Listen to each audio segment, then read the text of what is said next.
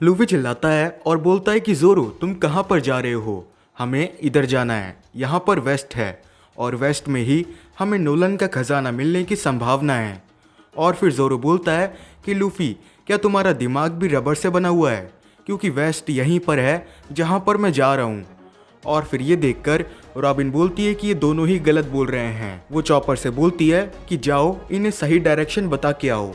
और फिर chopper Luffy की तरफ भगता है उसे सही डायरेक्शन बताने के लिए और उसे बताता है। और फिर पूरी टीम ए जो कि नोलन का खजाना ढूंढने वाली है वो सही डायरेक्शन में अब जाने लगती है।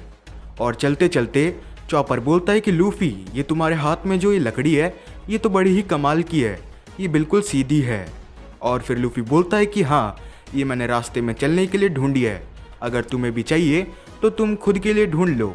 और फिर लूफी की देखा देख चॉपर भी बिल्कुल वैसी ही लकड़ी ढूंढ के लाता है और चॉपर काफ़ी खुश है, जिसको देखकर जोरो बोलता है कि चॉपर आज तो तुम काफ़ी बहादुर लग रहे हो। और फिर चॉपर मुस्कुराने लगता है और वो मन में सोचता है कि जब ये लोग मेरे साथ होते हैं तो मुझे अपने आप ही बहादुर जैसा लगता है। और तभी वो चलते चलते रुक जाता है क्योंकि उसे पीछे से कुछ आवाज़ें आती है।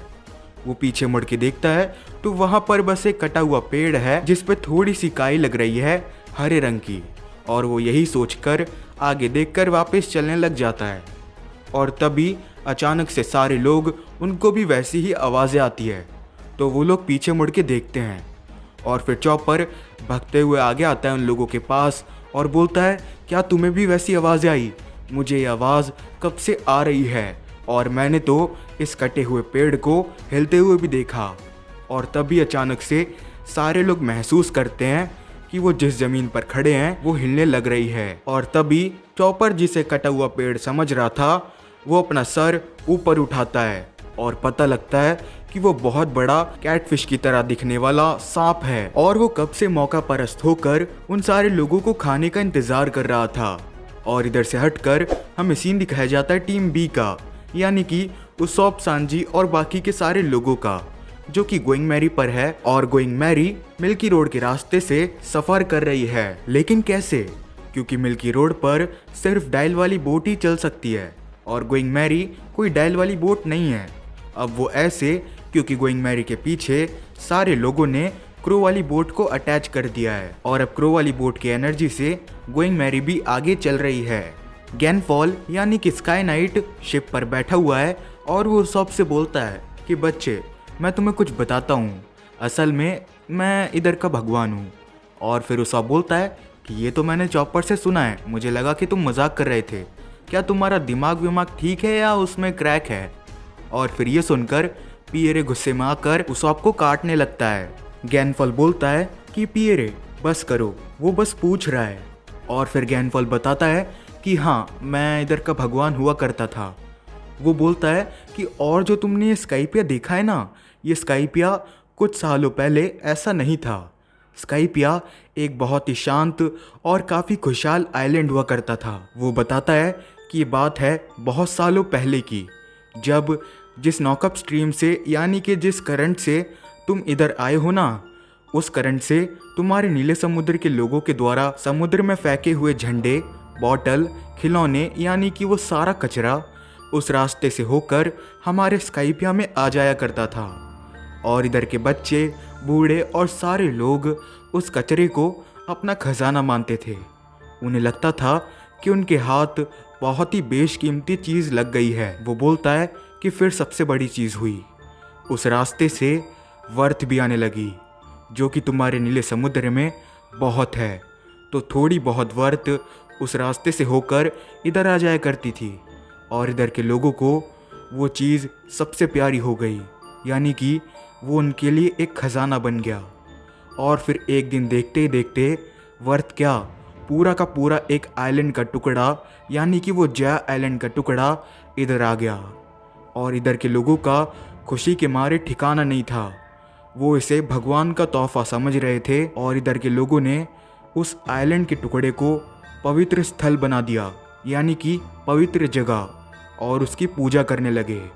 लेकिन दिक्कत जब हुई जब लोगों को पता लगा कि वो जो आइलैंड का टुकड़ा है ना, वहाँ पर नीले समुद्र के लोग रह रहे हैं, अब उनको कौन समझाए कि वो उनका ही घर है और वो नीचे से गलती से ऊपर आ गए हैं।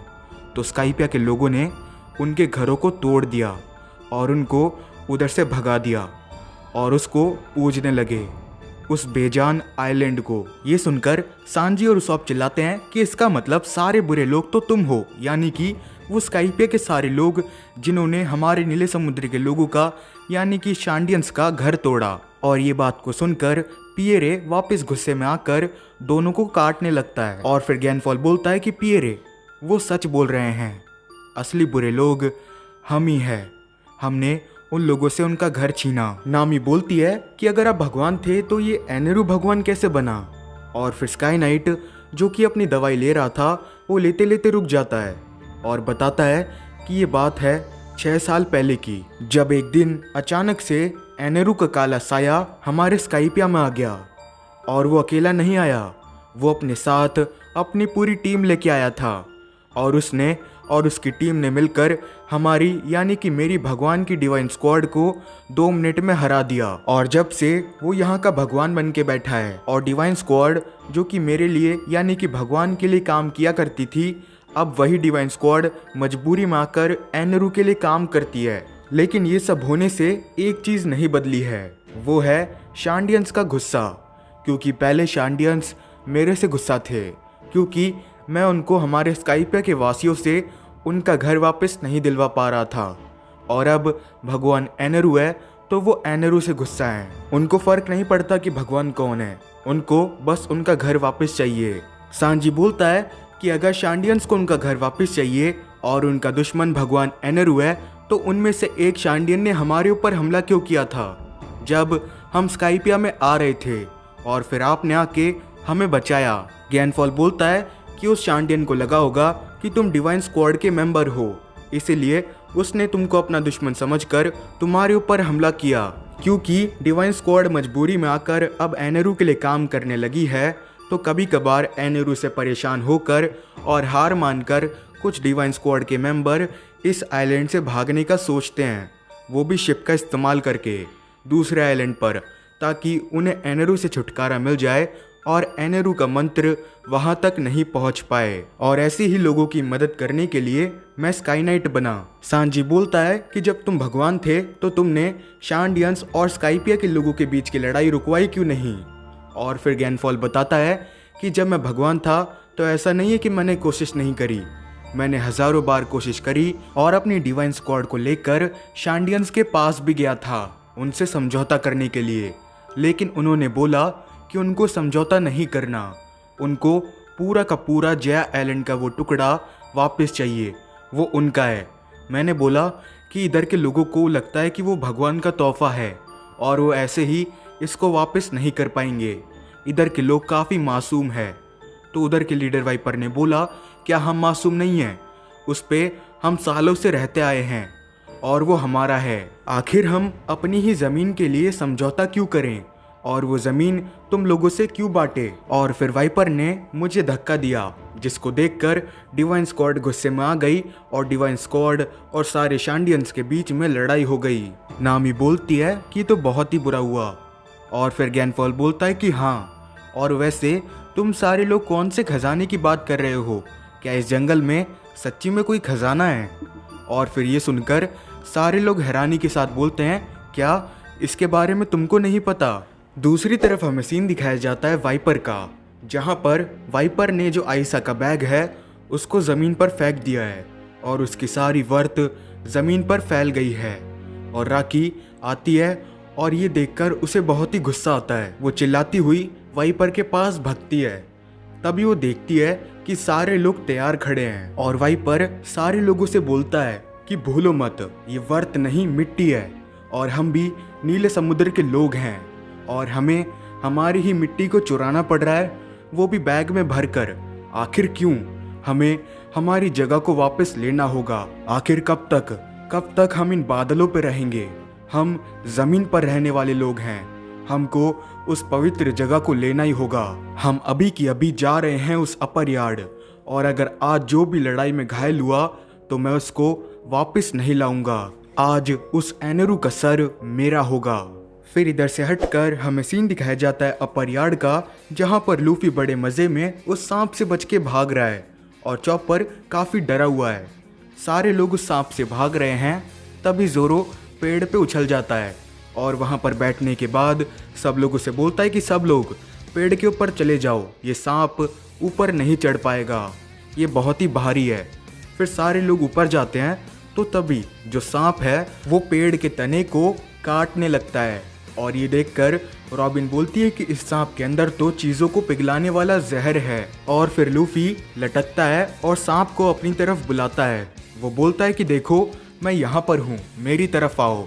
और ये देखकर रॉबिन को एक आइडिया आता है, तो वो भी लटकती है और सांप को अपनी तरफ बुलाती है। और फिर सारे लोग इधर से उधर जाकर इधर से उधर भागकर सांप को कंफ्यूज करते हैं और उसको घुमाने लगते हैं।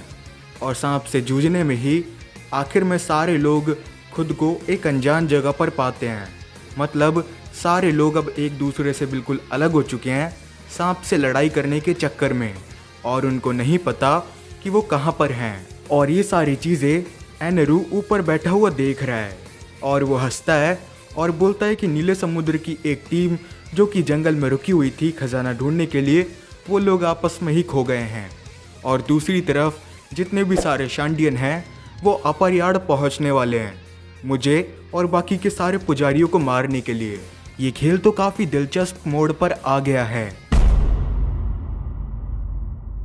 वैसे कहने को है बातें पर मन में दबाता चला आया कितने तूफाने, मैंने सोचा ही नहीं था मैं माजी में दफनाता